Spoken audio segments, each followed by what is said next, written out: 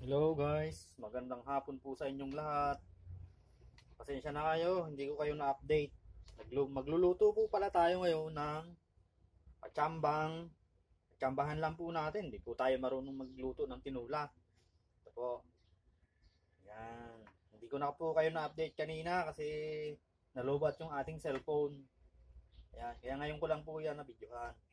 Yan guys, bumili pa nga pala ako ng mga legs ng manok, yan. Ito.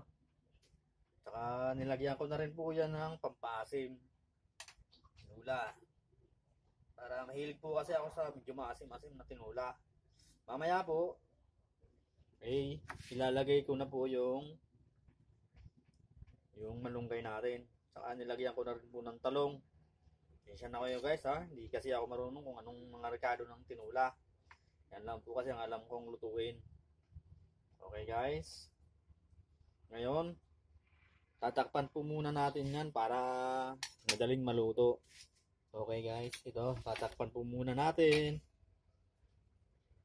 Yan, tatakpan po natin. Maya po, luto na po yan. Ito at saka nga po pala guys, nagprito po ako ng kaunting manok. Ayan po. Yan, hindi ko na po napakita sa inyo kanina. Ngayon ko lang po kasi na-play yung cellphone ko. Okay guys, update ko kayo mamaya paglagay natin ng malunggay. Yan guys, super. Kumukulo na po ang ating manok na ating tinulang patsamba na may paasim. Yan guys, napakasarap siguro umigop ng sabaw nito. Yan.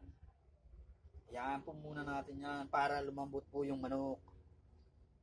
Huwag po nating madaliin. Yan guys. Tingnan naman kung gaano kasarap yung ating kain mamaya mga guys. Okay guys. Tingnan natin, langhapin natin yung sarap ng amoy ng manok. Okay guys, dahil sa nainip na tayo sa kahihintay, ilalagay na po natin yung ating malunggay. Yan po guys. Napakasarap po kasi ng may sabaw, lalo na mayroong malunggay. Okay guys, yan na po. Sa nga pala guys, maraming salamat po pala sa mga nagtatangkilik ng ating videos, nag-subscribe, nagla-like, at saka nag-share ng ating mga videos.